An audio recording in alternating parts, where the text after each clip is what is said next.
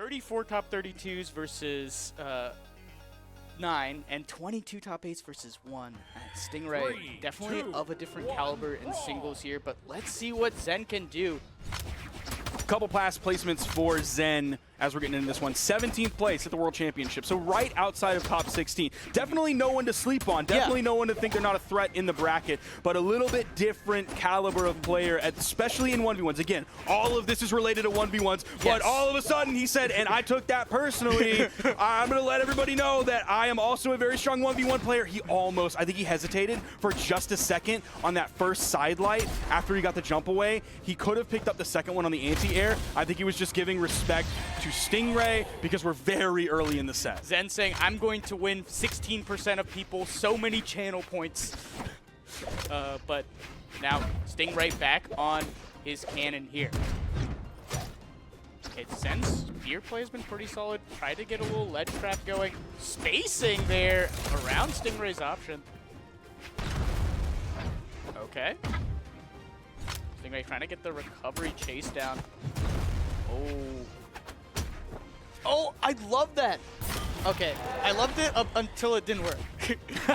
Tell me why you loved it. Okay, so Stingray threw a weapon toss down to cover certain angles of Zen's recovery.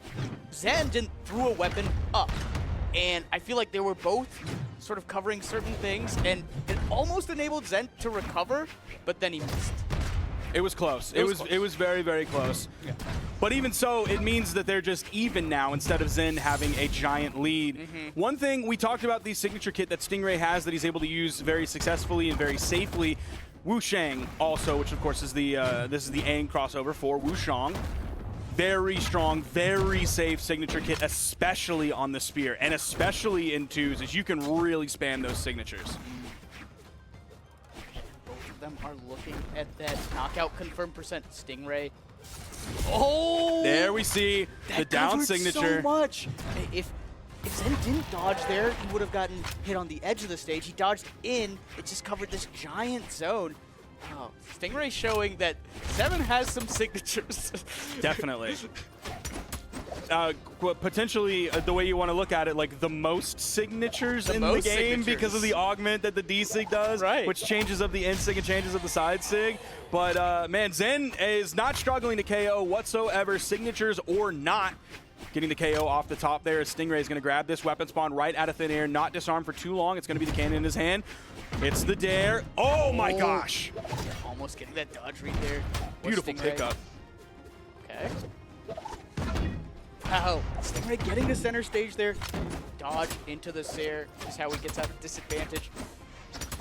Oh. Okay. Nice. Zen is just completely changing up his approaches. I thought we were going to see a side light, but he was, again, being careful, giving respect. He didn't want to possibly whiff and not find the connection. There's the D-Light recovery off the top, and he KOs and gets game 1. Nice. Yeah, they were both looking for the D-Light towards the end there, and Stingray was able to get his. I was liking the spear play by Zen. He was making a pretty big comeback. It was great. There. Yeah.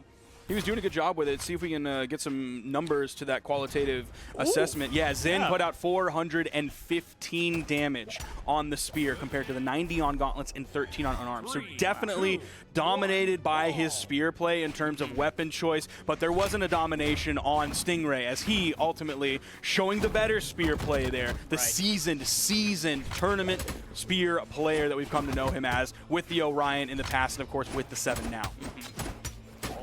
Nice D-Light Sair, trying to get the setup. And notice Stingray's spacing here. He's very close to center stage, but while still putting pressure by the edge. Not too close to the edge, does not want to get reversaled, and he's putting himself at the spacing that he can whip punish a lot of Zen's options, threaten a lot of zones. And I'm glad you point that out, because this is something that he wasn't really doing as much of before, was playing back from the corner and dashing forward right up to the edge, and then dashing back to where he just was. We just saw him do it like 3 or 4 times as you were outlining that point, and that's something he wasn't doing as much that we're used to seeing him doing previously in the last set that we saw against Impala.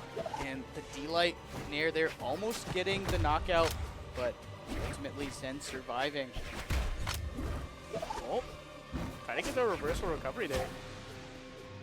Yep, Zen's spacing pretty well too, and trying to read a dodge in perhaps? He also might just be attempting to be careful. Okay, there's the side signature, unaugmented. He might have just been waiting for the opportunity to hopefully pick up a spear because he was being careful, but the opportunities were starting to present themselves, so he wasn't going to take that for granted and wanted to throw out those recoveries so that he could then later get back over to the spear and pick up the side signature. I thought that was a taunt, but that was just a second. It's like, oh, what's happening? Because Aang just raised his foot. Sometimes players will like use taunts in the game, and other times they'll just use signatures as their taunts after they knock out their opponent. Is this a little bit of disrespect? Or I think it's a little bit of fun banter. Oh, they're just they're having a bantering. conversation right Yes. now. Zen saying, get down right now. Stingray saying, no, I'm going back to center, please. Zen saying, go up. Stingray saying, Beautiful translation. This is just a different version of play-by-play. Yes. Nice! Whoa. Beautiful spot dodge. Yes, Wait, that's okay. another way that we taunt. Zen's getting a little saucy here. That was so smart from Zen, spot dodging the landing aerial into a signature of his own. It was a great D-Sig that he picked up. Of course, that also hits stacked, and then those blasts forward and behind you, again, covering both of those sides. Right, trying to cover landings with Nair. Now got an edge guard opportunity. Nice. Oh, but Zen with the reversal. Great weapon toss from Stingray. He didn't just throw it straight up above him. It was that slow arcing, using that momentum that his character had when he threw the weapon to get that forward slow arcing. So as he recovered back to the stage, that weapon toss was following him. Okay, almost got some cannon stuff started. But Stingray just holding center, trying to bait maybe a dodge in. Okay. Stingray, again, trying to get... Ooh. Now it's even. Now it was looking like all Zen, but Stingray has brought it all the way back. Now in the lead. Now they're even. Oh my god. Looking for the anti-air jab. Neutralite. Ooh, that still hit. He was just enough ahead for that down air hit, and the bounce into the recovery pickup, and that's a KO, June. Yeah, very smart from Stingray there. Comeback. Pretty solid comeback. I feel like it was all Zen.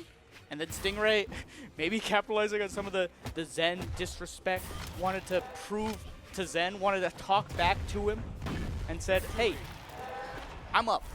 It was a beautiful call and response between those two in that moment. It really was a conversation. You're exactly right. And Stingray's talking to him more. And he picks up the first weapon, so he's talking louder. Ooh, Zen. He immediately retreated over to that soft platform before going down and going back in. Okay, looking for this. Oh, nice spacing there. But Stingray, a little more aggressive on the edge guard this time. Doesn't want to make it predictable by any means. Okay. So he did do the edge guard, neutral stick coming out, catching Zen in the air. He did do the edge guard, and then he went back to the main stage, and all of a sudden he wants to like slow things down for a minute. So it's just that instant changing up of the pacing to try to keep Zen on the back foot, not really feel comfortable in the rhythm of the match. The hot and cold play style. You love to see it. Oh, that's a cannon signature. Oh, not quite again. That high ceiling on Fortress of Lions. Okay. There's the side air. Unfortunately, it did bounce off the soft platform, so that's going to take away quite a bit of the momentum. He pulled out of it, but Zen was ready to reach up, but Stingray still turns it around, gets the KO, and now has the lead. It was looking so good for Zen for a second there, but Stingray manages to reversal the reversal. So the fact that he pulled out of that ground pound, that's because it was reasonably telegraphed. He was using it as a bait, for sure. He pulled out of it because all it would have taken was a simple punish right in the middle, except he pulled out of it a little bit too late that the Nair still had enough reach to get up, grab Stingray, and send him down. Okay, now Zen looking for some of these. I mean, the Zen Spear has been doing super well, but I think Stingray has just been doing dominant stuff with both Spear and Cannon. That was really close. If Cannon ground pound moved like a little bit faster, that might have found a connection. That could have been the second stock there. Zen in the orange, Cannon ground pound having a ton of strength on it, or a ton of force on it. Okay, stacked, but Stingray coming out on top. All right. The D-Sig on stage into the stutter step. You rarely see Spear D-Sig because it's really one of the more dangerous ones, the more riskier ones, the ones that are more easy to punish without having like the greatest reward, because it's like below and in front of you. So if you do it on stage, you're just bouncing your opponent off the stage. You're not really finding a KO. So they'll throw it on the edge, like we saw Guichibu throwing out Cannon D-Sig, and then they'll like just kind of leave it alone. You throw it out there because you're Wushang. I feel like both these players have been so good at controlling center stage. Is this a Spear thing or like a player diff thing? I think it's just like a really smart player thing, understanding that, hey, when you're in the center of the stage, you're farther away from the blast zone than anywhere else on the entire map. So it's a safe spot to be in. It's more of a power position. And the range on the Spear, the range, exactly. compared to a shorter range weapon, can threat those zones, even from the center of the stage. Oh, Zen not afraid in the corner. He's playing Gauntlets. He should not be afraid of the corner. He has the stronger edge guard weapon here. Even though Stingray's doing a great job in defending some of these edge guards, the Gauntlets themselves, if you're just like pure matchup, it's going to be the scarier weapon to face on the edge. You do not want to get reversaled by the Gauntlets in the corner. Oh my god. Whoa, a little stutter step, but unable to confirm. Zen has a small lead here. There's the dodge up and the immediate fastball to land back down on the platform. Zen still has just a little bit of a lead. He needs a victory here. That's going to disarm Stingray. Has him in the red. Wow, great down air there from Stingray. Gets the D-Light recovery. Oh, he tried to get the follow-up with the exhausted recovery. You don't move quite as high, but it still had the potential to KO. There's the in-light. He didn't go for the D-Light. I think he was a little bit scared at how slow it was. The wall weapon toss, center stage. There was the D-Light. Oh, tried to get a dodge read, but no. Stingray's the one who's going to get the confirm there. And you saw him taunt at the end. That was a taunt. You saw the taunt right at the end.